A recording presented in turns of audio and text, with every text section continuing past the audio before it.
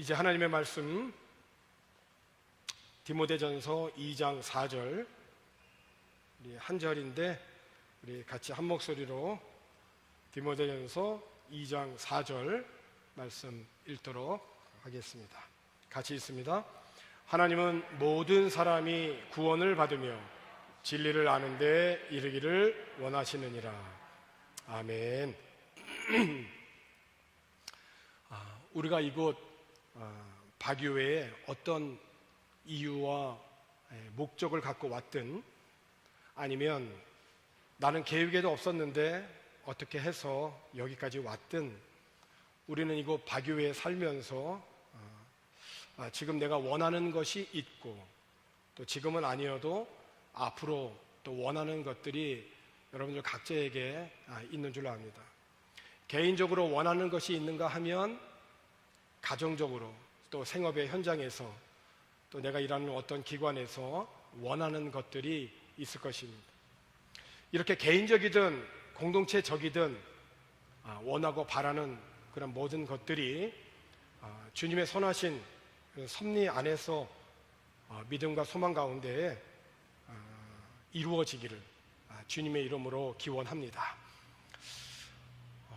하나님께서도 원하시는 것이 있습니다. 피조물인 인간이 어떻게 하나님이 원하시는 것을 알 수 있을까? 하나님의 뜻을 다 우리가 알 수 있다라고 하는 것은 불가능하죠. 그러나 우리가 성경을 통하여 하나님이 우리에게 무엇을 요구하시는지 또 성경을 통하여 하나님께서 우리들에게 원하시는 것이 무엇인지를 우리들은 또한 확인할 수 있습니다.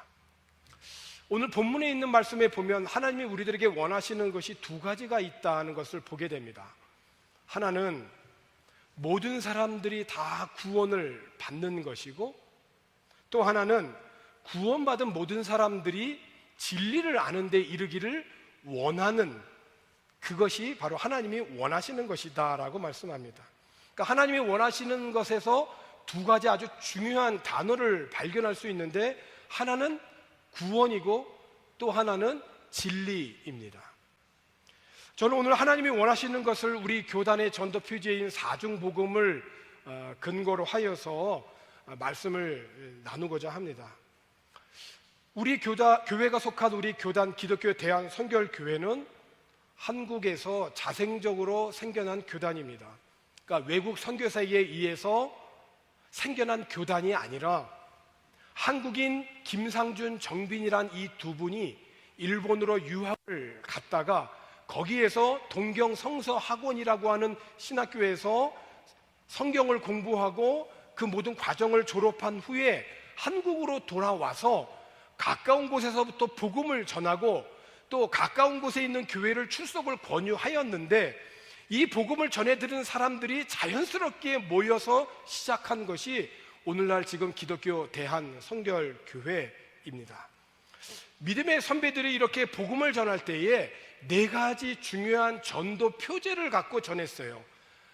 여러분들이 앞에 보이시는 대로 매 주일마다 이 대성전에 들어오실 때마다 우리 교단의 네 가지 중요한 전도 표제 사중복음이라고 하죠. 중생, 성결, 신유, 재림.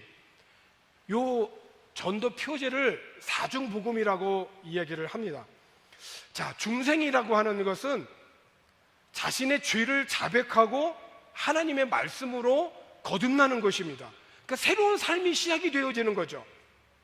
성결은 중생한 성도들이 성령을 사모하고 성령 충만한 삶으로 살아서 온갖 죄의 유혹을 물리치고 깨끗하고 거룩하게 살아가는 삶을 성결이다 라고 얘기합니다.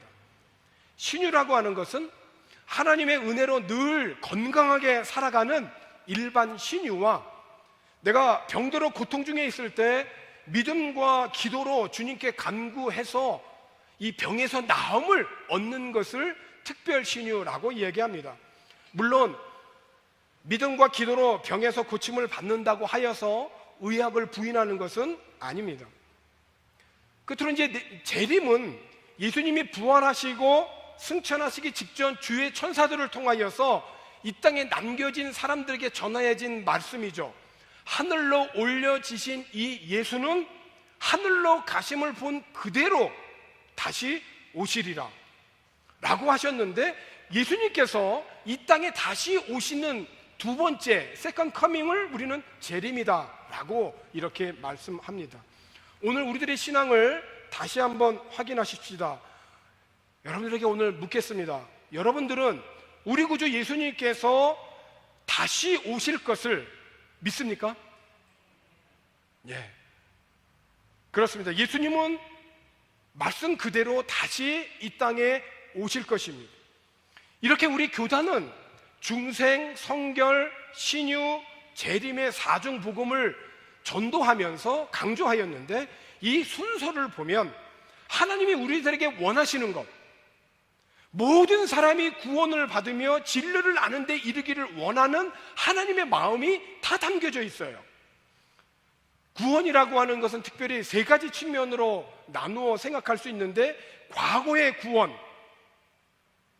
현재의 구원, 미래의 구원. 즉 과거의 구원은 중생을 말하는 거예요. 죄로부터 구원. 그러니까 구원의 시작은 중생으로, 거듭나는 것으로 시작을 한단 말이에요. 그래서 과거 죄로부터의 구원, 이거는 과거로부터의 구원이에요. 현재의 구원은 성결, 그리고 신유.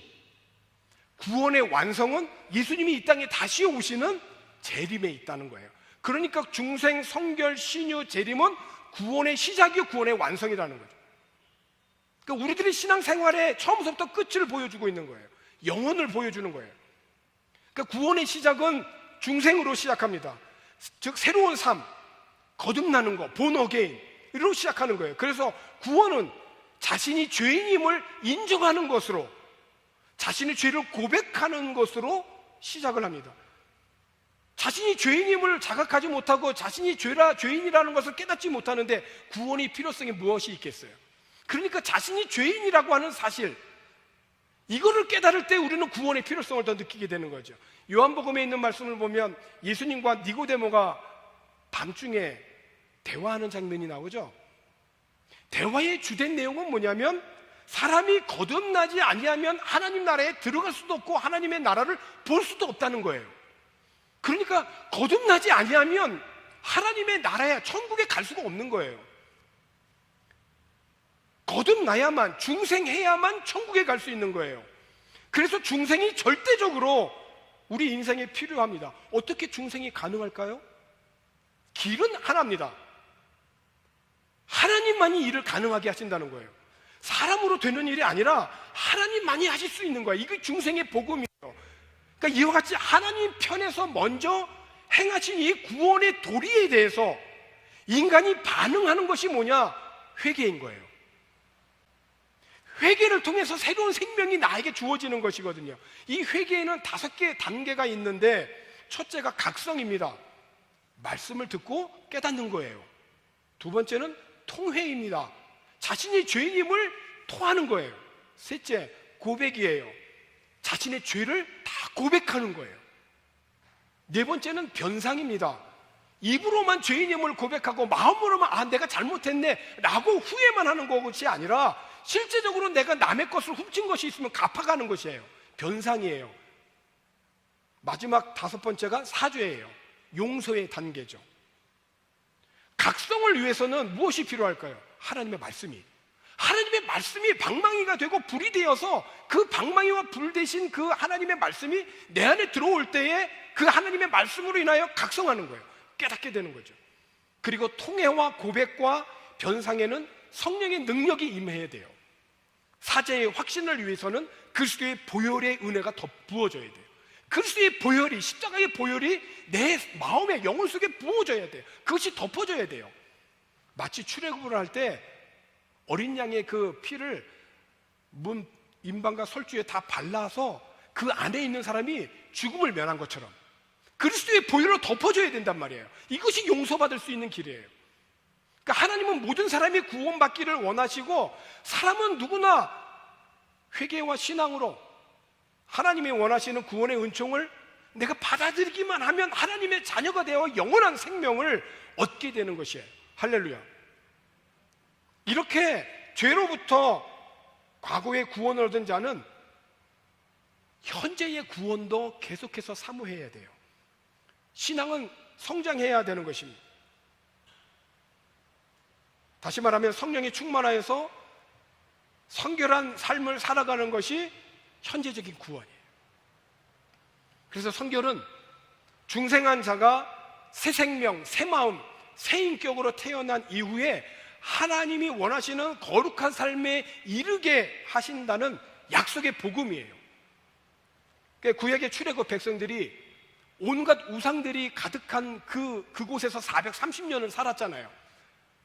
그들이 그 고통받는 것을 하나님께서 긍휼히 여기시고 그들의 간구를 들으셔서 그들을 출애굽하셨잖아요.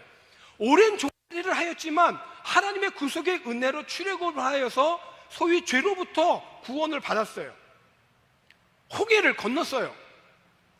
그리고 약속의 땅을 가는 그런 길목에서 하나님을 불신하고 하나님의 말씀에 불순종하고, 그래서 그들은 짧게로 갈 수 있는 그 길을 40년을 돌면서 훈련을 받아야만 했잖아요. 그래도 이 훈련에 통과하지 못해서 광야에서 많은 이들이 쓰러졌단 말이에요. 이렇게 고통스러운 애굽에서 구원을 받고 나왔음에도 불구하고 하나님의 사랑을 온전히 의지하지 못하고 하나님의 말씀에 순종하지 못한 이유가 무엇일까요? 그 많은 하나님의 베푸신 은혜와 기적을 보았음에도 불구하고 하나님의 말씀에 순종하지 못하고 하나님을 절대적으로 신뢰하지 못하고 하나님을 외면하고 우상을 섬겼던 이유가 뭘까요? 이것이 우리가 거듭났지만 성령 충만 받아야 될 성결의 복음을 우리가 체험해야 할 이유인 거예요. 그것은 다름 아니라 인간의 유전죄예요. 원죄예요. 하나님의 말씀과 은혜로 거듭나기는 했지만 인간의 이 악한 본성은 여전히 남아서 죄의 유혹을 받을 때 내가 성령 충만하고 성결한 삶을 살게 되면 그 모든 유혹을 물리칠 수 있지만, 거듭난 영혼이라 할지라도 하나님의 말씀을 계속 의지하고 하나님을 신뢰하지 못하면 이 악한 본성으로 인하여서 악으로 기울어진단 말이에요. 유혹을 받아서 넘어지고 쓰러질 수밖에 없단 말이죠. 그래서 아무리 내가 과거의 죄로부터 구원받았다 할지라도 오늘 현재 내가 구원을 받지 못하면 오늘이라도 넘어질 수 있는 게 저와 여러분들이에요.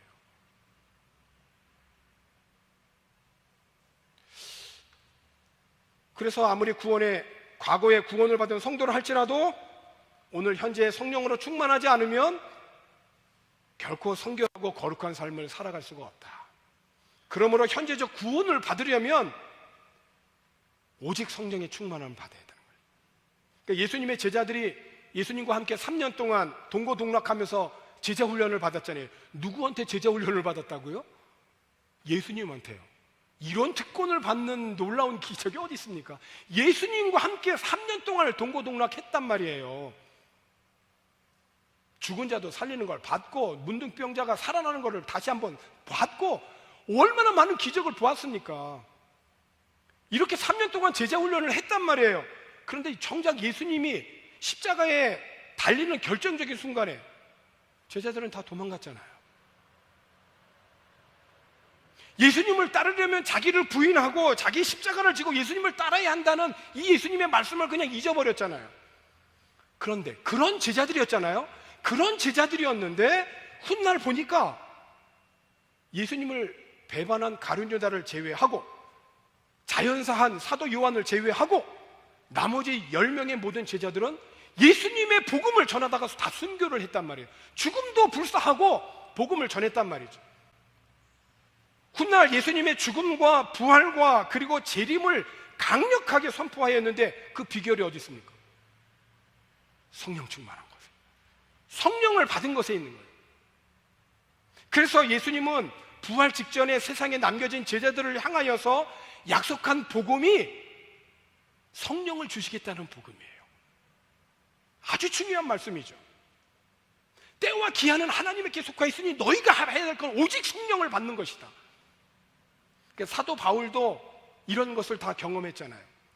그 사도 바울이 오늘 우리들의 고백이기도 한데요, 신약성경 그 로마서 7장 21절에 있는 말씀서부터 보면은 이렇습니다. 그러므로 내가 한 법을 깨달았노니 곧 선을 행하기 원하는 나에게 무엇이 함께 있습니까? 악이 함께 있어요. 나는 선을 행하고 싶은데 내 안에 악이 또 있는 거예요. 22절에 내 속사람으로는 하나님의 법을 즐거워합니다. 그런데 23절에 보니까 내 지체 속에 한 다른 법이 내 마음의 법과 싸워서 내 지체 속에 있는 죄의 법으로 나를 사로잡아가는 것을 보았다는 거예요. 그래서 24절에 보니까 이런 탄식을 하죠. 오라, 나는 공고한 사람이로다. 이 사망의 몸, 나는 선하게 살고 싶은데 내 안에 또 다른 악이 있어서 내가 자꾸 악으로만 끌려가는 이 나는 곤고한 사람이로다. 이 사망의 몸에서, 죽을 수밖에 없는 몸에서 누가 나를 건져내겠냐. 이게 그래도 거듭났던 사람의 고백이에요. 근데 25절에 이렇게 하죠. 우리 주 예수 그리스도로 말미암아 하나님께 감사하리로다. 그런즉 내 자신이 마음으로는 하나님의 법을, 육신으로는 죄의 법을 섬긴다. 이게 오늘 저와 여러분이 겪는 그 삶 아니에요? 일상 아닙니까? 하나님의 법대로 믿음으로 살려고 하지만 또 다른 하나는 계속해서 내가 또 내 마음대로 하고 싶은 마음들이 있는 거예요. 야, 정말 이거는 이게 사망의 몸이다, 이거. 그러니까 어떻게 해야 되겠느냐는 거예요.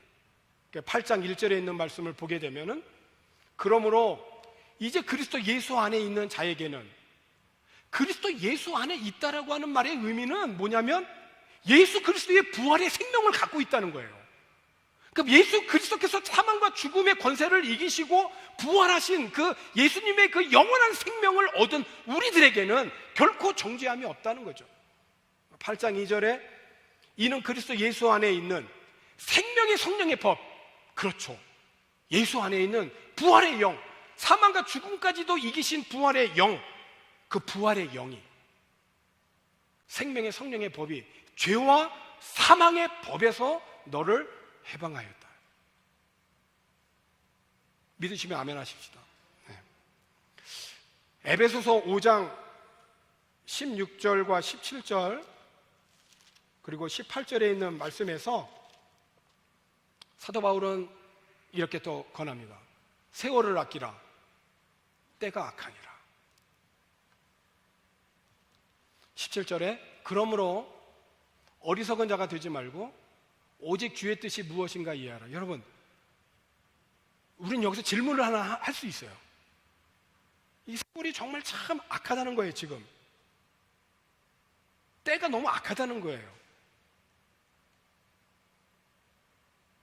배후에 사탄의 세력들이 있거든요. 어둠의 세력이 있어요. 그게 다 조종한단 말이죠. 근데 우리가 그걸 몰라요. 때가 악한데 우리가 어리석은 일을 너무 많이 해요. 분별력이 없어지는 거죠. 이거를 잘 분별해야 되잖아요. 그럼 어떻게 분별할 수 있을까요?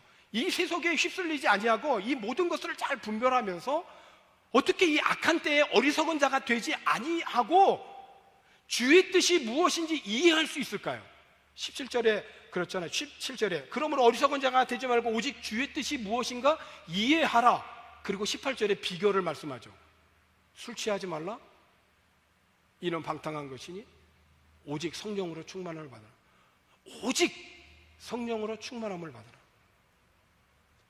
그렇습니다. 세상이 날이 갈수록 악해지고 또 사탄이 세상의 문화를 통해서 아무 비판 없이 무분별하게 밀려오는 이때에 우리 오늘 그리스도인들이 무장할 것은 오직 성령으로 충만한 것뿐이에요.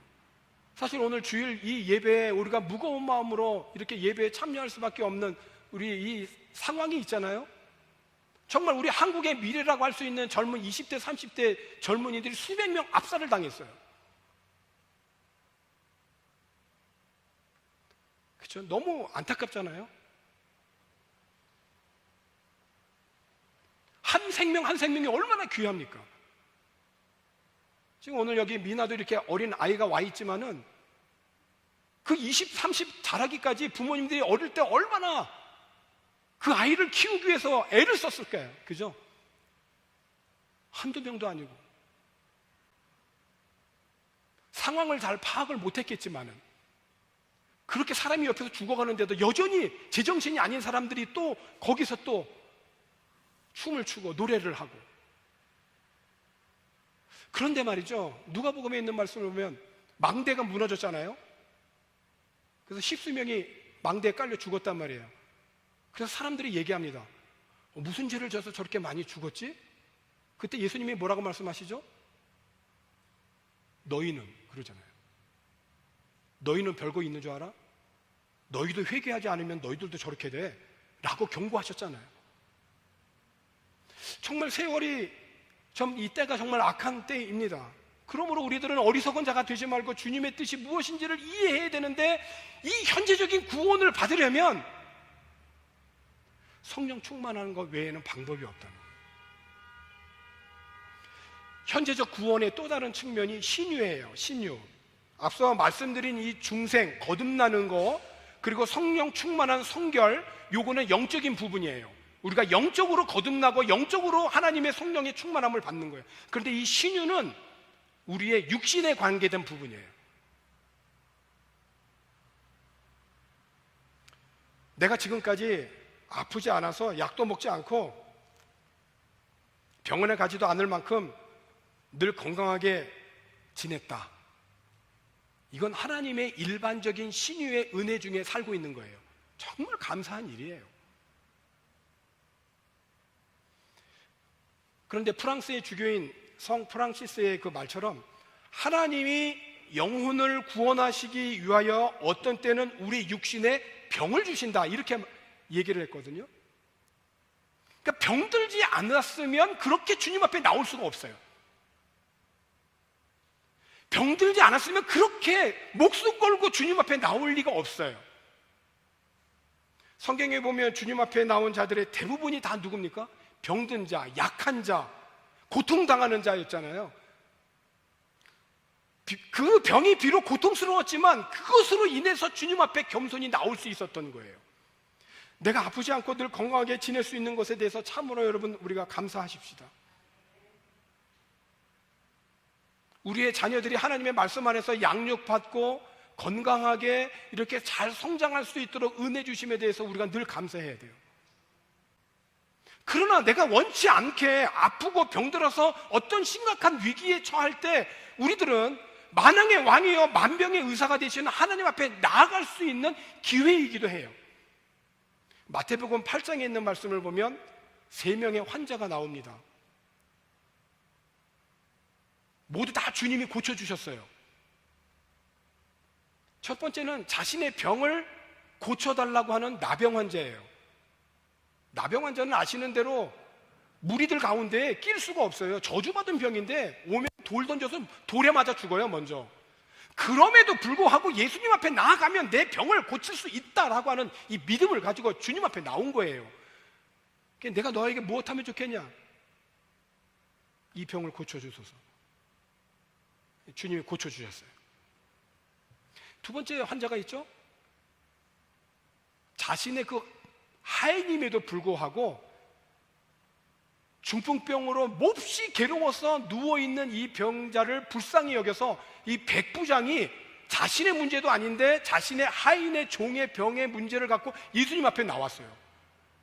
예수님이 너무 좋으셨어요. 야, 이렇게 귀한 믿음이 있구나. 그래서 예수님이 정말 빨리 가고 싶었거든요. 그 집에 빨리 가서 고쳐주고 싶었어요. 그런데 여기서 한 걸음 더 나가죠. 백부장이 오지 마세요. 오지 마세요.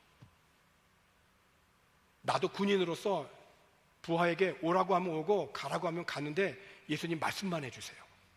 그러면 내 하인이 지금 집에 병이 들어 있지만은 주님이 여기서 말씀만 하시면 저쪽에 있는 환자라도 고침을 받을 수 있을 것입니다 라고 믿음을 얘기해요. 그래서 예수님이 너무 놀라셨어요. 야, 내가 이만한 믿음을 만나지 못했다. 그리고 칭찬하시고 내 믿은 대로 될지어다. 즉시 그 하인이 나왔어요. 두 번째 환자도 났죠. 세 번째 환자가 있죠. 베드로 장모예요.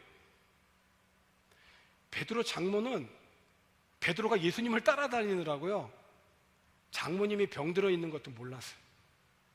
집에 병들어 있어요. 근데 예수님이 어떻게 아셨어요? 그래서 성경에 보면 베드로가 예수님 앞에, 예수님 저희 장모님이 지금 지금 열병이 들어서 지금 누워 있습니다. 가서 좀 고쳐주세요라고 말한 적이 없어요. 기록이 없어요. 성경에는. 그냥 예수님이 알아서 찾아간 거예요. 오늘 우리들에게 무엇을 교훈합니까? 늘 예수님과 동행하는 삶은 하나님이 책임져 주신다는 거예요. 뭐 어떤 조그만 문제가 있으면 전화통 붙들고 여기 전화하고 저기 전화하고 막 그러잖아요. 아침부터 저녁까지. 우리가 한번 돌아봐야 될 것이에요. 내가 정말 어떤 문제 앞에서 직면해 있을 때 내가 하나님 앞에 어떤 믿음으로 반응을 해야 할지를, 늘 주님과 동행하는 삶, 그 베드로를 보시고 주님께서 친히 베드로의 집을 방문하셔서 고쳐주시잖아요. 예수님에게는 뭐 죽음과 감기도 차이가 없어요. 죽음을 이기신 예수님의 부활의 영이 있는데 죽은 자도 살리시는 분이기 때문에 감기나 아니면 어떤 암이나 어떤 죽을 병이나 예수님에게는 차이가 없어요. 우리한테만 차이가 있죠. 우리한테만. 예수님의 영에는 부활의 영이 있어요.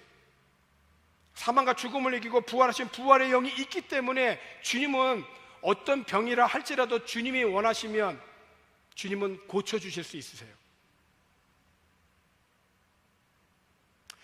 그게 신유의 은혜예요. 마지막으로 재림은 주님이 다시 오시는 거잖아요. 2000년 전에 오신 예수님은 first coming이에요. 초림이에요. 초림. 우리의 구원을 위해서 오셨어요. 그런데 second coming, 이 재림은 온전한 구원이에요. 심판을 통한 온전한 구원. 이 땅의 불의함이 더 이상 연장될 수 없고 악한 사람이 더 이상 잘 될 수 없는, 그래서 의인이 더 이상 공고할 수 없는 공의의 하나님께서 이루시는 온전한 구원, 온전하고 영원한 구원이 예수님의 재림이에요. 성경의 끝이 무엇으로 끝납니까? 요한계시록 22장 20절 21절에 있는 말씀을 보면 이렇습니다. 20절에 이것들을 증언하신 이가 이르시되 내가 진실로 속히 오리라. 시간적인 개념이 우리가 좀 다르죠? 그럼 벌써 오셨어야 되는데 우리의 구원을 위해서 천년을 하루같이 참으시는 거예요. 내가 진실로 속히 오리라 하시거늘 뭐라고 응답합니까? 아멘 주 예수여 오시옵소서. 이 믿음으로 기다리는 거예요. 21절에 있는 말씀에서 주 예수의 은혜가, 이게 뭐예요? 진리거든요. 진리. 주 예수의 은혜가 모든 자들에게 있을지어다.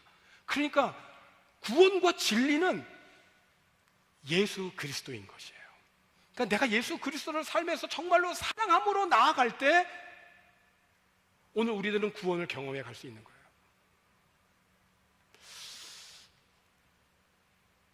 종교개혁가 그 마틴 루터가 이런 말을 했어요. 이제 오는 10월 31일이 종교개혁의 날이거든요. 면죄부를 팔아가지고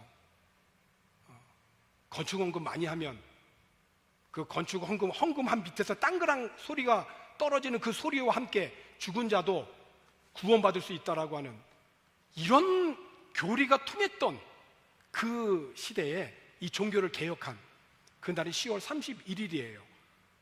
세상적으로는 이번에 할로윈 데이라고 하겠죠. 세상에 그 많은 그 기독교를 제외한 종교들을 배려하는 의미에서 크리스마스는 해피 크리스마스는 해피 할리데이로 바뀐 지가 오래됐어요. 그렇죠? 여기 SM 나가보세요. 크리스마스라고 하는 문구가 사라졌어요. 없어요. 그냥 할리데이예요. 타종교 사람들을 배려하고 이런 의미에서 세상에서 시작을 한 거죠. 오늘 우리들이 정말 크리스마스 정말 잘 준비해야 될 거예요. 그냥 할리데이가 아니라. 그 종교개혁자가 말을 했단 말이에요. 루터가. 인간의 궁극적인 목적은 구원을 받는 것이 아니라 하나님을 찬송하는 것이다. 그렇죠. 하나님이 인간을 창조하신 목적은 인간으로 하여금 하나님을 찬송하게 하기 위함이에요. 사랑하는 성도 여러분, 주님의 은혜에 믿음으로 반응하여서 거듭나고 중생하여 과거의 죄로부터 구원받은 성도들은 과거의 은혜에만 머물지 말고 주님의 은혜 안에서 매일매일 자라갈 수 있기를 축원합니다. 그리고 오늘 현재에도 내가 주어진 부름의 현장 속에서 계속해서 하나님의 은혜를 사모하고 성령 충만함으로 나의 영이 성결하고 육신으로는 건강해서 다시 오실 예수 그리스도의 재림을 대망하며 믿음과 소망 안에서 기다리고 오늘과 내일을 주의 은혜 안에서 승리할 수 있는 하나님의 자녀들이 되어지기를 주님의 이름으로 축원합니다. 기도하겠습니다.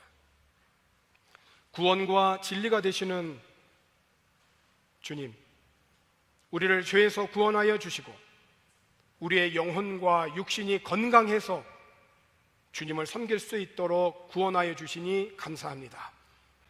원치 않는 육신의 곤고함 중에도 주님을 바라보는 믿음 안에서 구원을 이루어가게 하여 주시고 다시 오실 예수 그리스도의 재림을 대망하며 오늘과 내일을 성결하게 살아갈 수 있도록 인도하여 주시옵소서.